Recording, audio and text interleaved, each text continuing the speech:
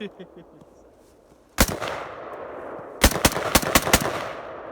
everybody, it's Kory. Thanks for joining me. In this video, we are going to do a summary of the gun laws here in Idaho, and at the end of the video, I'm going to share with you 3 laws that just came out of our 2024 legislative session that really take our Second Amendment culture here in Idaho to the next level, so stay tuned for that. Prior to my career in real estate that I started 8 years ago, I was a deputy sheriff, first in Ventura County for 21 years, and then here in Kootenai County for another 8 years. And while I have extensive experience and training in handling firearms and enforcing firearm laws, I am not an attorney.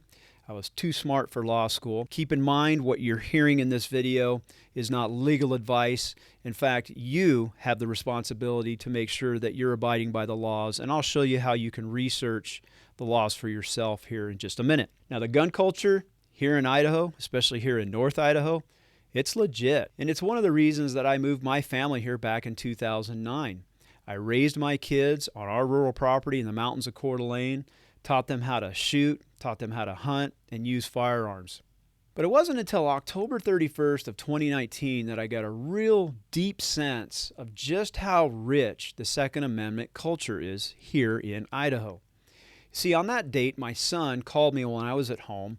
My son at that time was 20 years old, and he was living in town. And he called me. He said, "Hey, Dad, what are you doing right now?" I said, "Well, I'm at home working on my computer." And he says, "Can I come over and show you something? I'll be there in about 30 minutes. And he shows up to the house about 30 minutes later, parks the car, pops the trunk to the car, and pulls out a Bushmaster AR-15 and a box of ammo. What I'm about to show you is the actual video that I took of him shooting that rifle in our front yard. And I'll tell you why I did that in just a minute.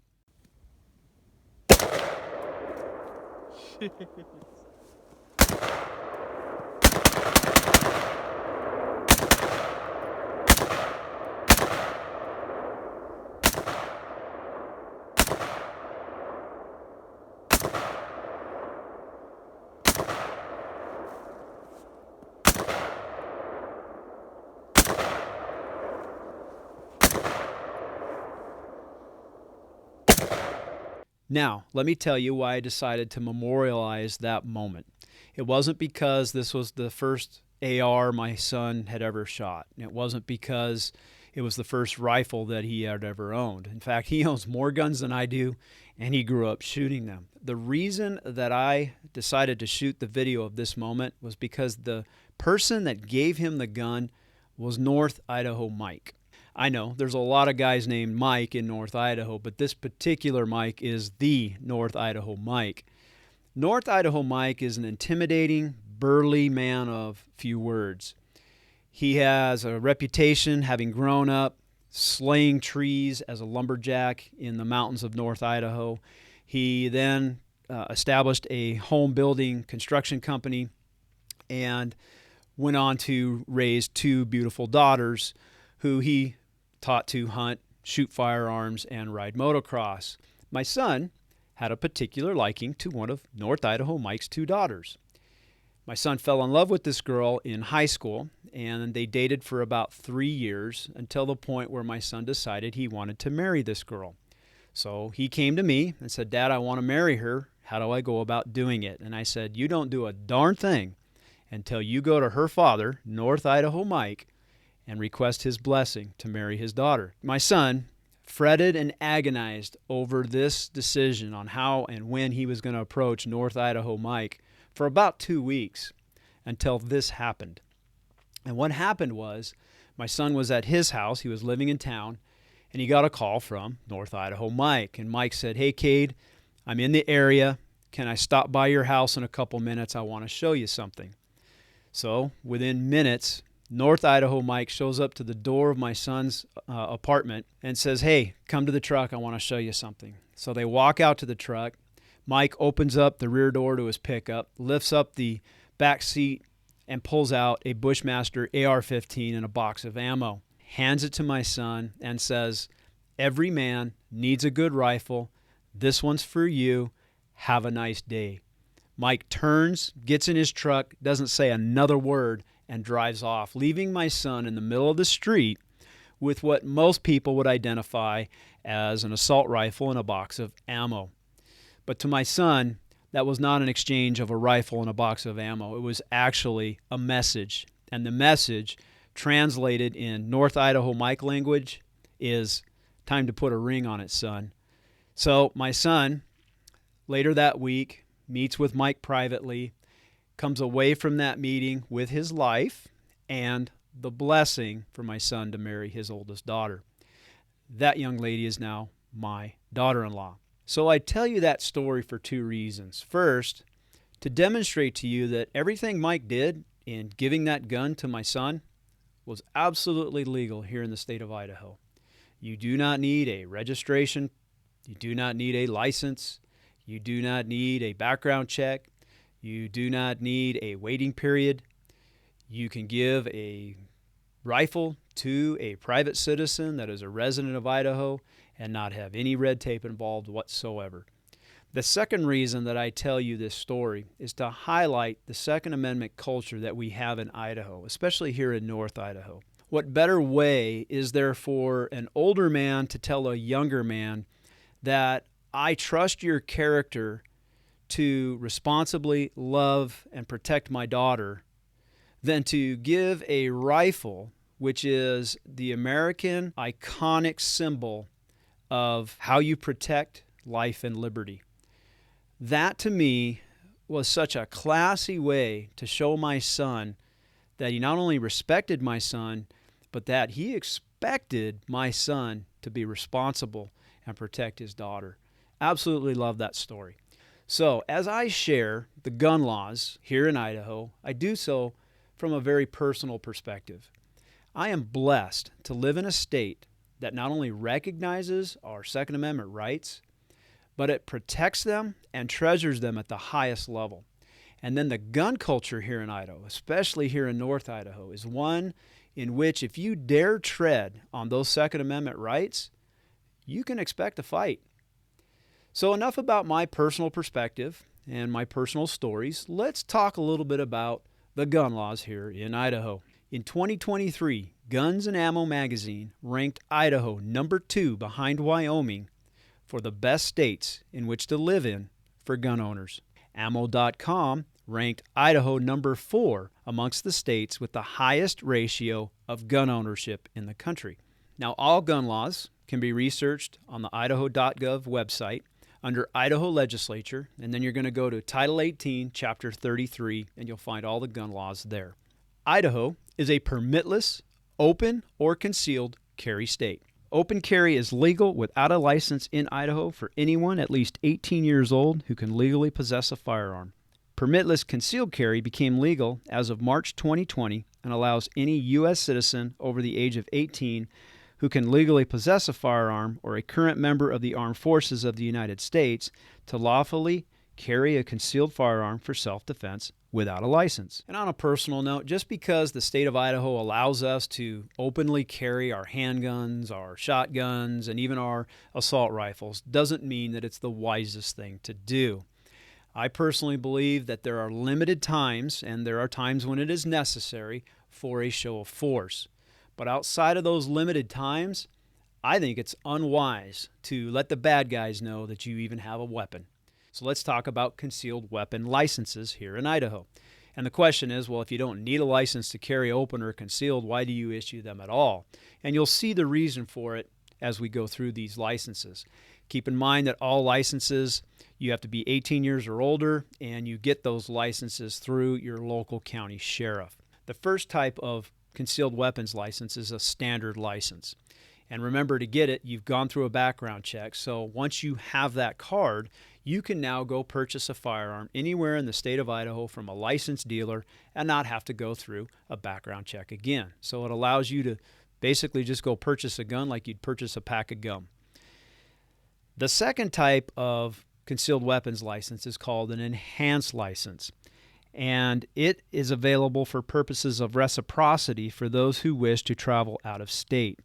In terms of reciprocity, some states will only accept the enhanced version of Idaho's license. Idaho issues these licenses to residents and non-residents. And the third type of permit is called a LEOSA permit. And it is issued through the federal H.R. 218 Law Enforcement Officers Safety Act, or LEOSA. LEOSA affords qualified, active, and retired law enforcement officers the privilege to carry a concealed firearm in all 50 states, the District of Columbia, Puerto Rico, and all other U.S. possessions except the Canal Zone. It does contain some restrictions. Explicitly written into the statute are several areas considered off-limits to those carrying under LEOSA, such as restrictions imposed by private persons or entities on their private property and those imposed on state and local government property, installations, buildings, and parks. So those are your three types of licenses that are issued, and each of them has their advantage. And you can still carry open or concealed in the state of Idaho as long as you stay in the state. You don't need a permit. Idaho purchase laws. No license is needed to purchase a firearm. There is no waiting period, and there is no firearms registration in the state. Background checks are required if purchasing a firearm from a federal firearms licensee, FFL. However, an Idaho concealed weapons license exempts the holder from the federal requirement of a background check prior to purchase of a firearm. No license is needed to purchase a firearm from a private individual. No background check is required. There is no waiting period, and there is no firearms registration in the state. Now let's talk Idaho self-defense laws. Idaho is a castle doctrine state and has a stand your ground law. A law-abiding citizen may stand his or her ground and protect himself or herself or a third party anywhere he or she has the legal right to be. Defense of self and others. No person in this state shall be placed in legal jeopardy of any kind whatsoever for protecting oneself or family by reasonable means necessary, or when coming to the aid of another whom he reasonably believes to be in imminent danger of or the victim of aggravated assault, robbery, rape, murder, or other heinous crime. The defense of self or of another does not require a person to wait until he or she ascertains whether the danger is apparent or real. A person confronted with such danger has a clear right to act upon appearances such as would influence the action of a reasonable person. The defense of place. A person using force or deadly force in defense of a habitation, place of business or employment, or occupied vehicle is presumed to have acted reasonably and had a reasonable fear of imminent peril of death or serious bodily injury if the focus is used against a person whose entry or attempted entry therein is unlawful and is made or attempted by use of force, in a violent or tumultuous manner, serendipitously, or by stealth, or for the purpose of committing a felony. Let's talk liability. A person is released from liability when protecting himself or herself or his or her family by reasonable means necessary, or when coming to the aid of another whom he or she reasonably believes to be in imminent danger of or the victim of aggravated assault, robbery, rape, murder, or other heinous crime. And let me emphasize this again.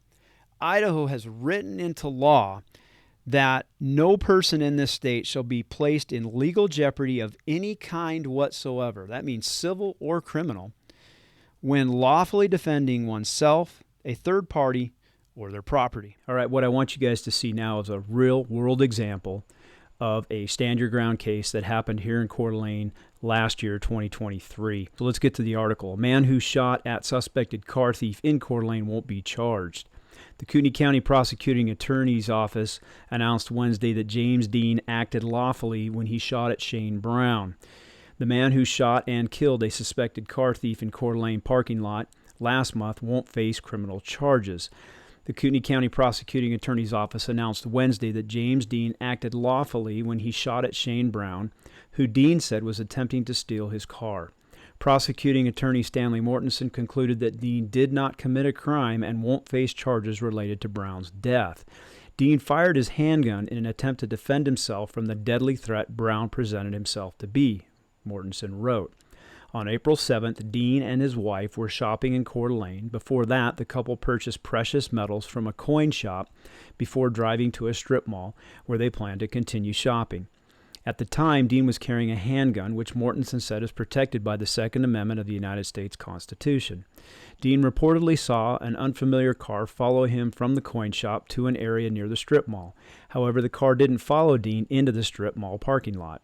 When Dean and his wife finished shopping, he saw the tailgate and cab door to their pickup truck were open. Dean got closer and saw a man, later identified as Brown, get out of the back of the truck and get into the same car that followed him into the strip mall parking lot.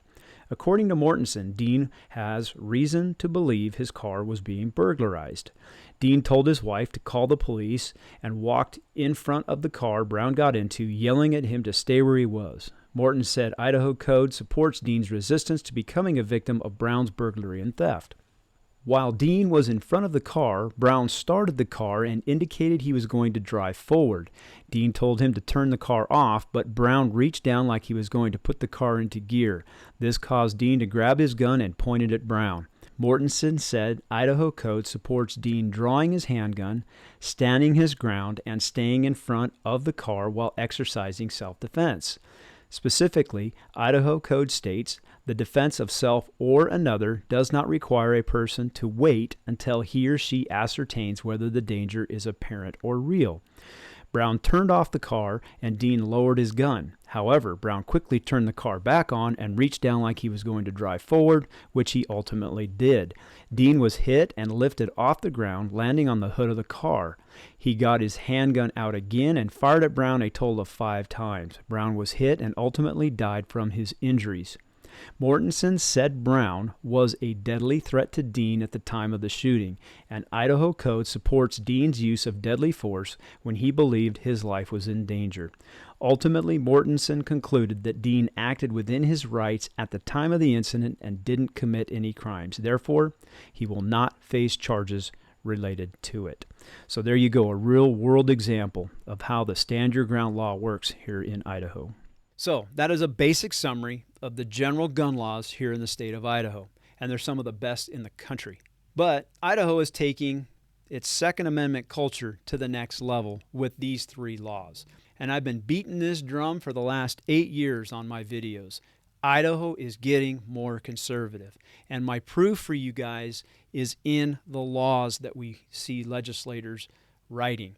The legislators are actually doing the will of the people. The will of the people here in Idaho is we want our Second Amendment rights protected.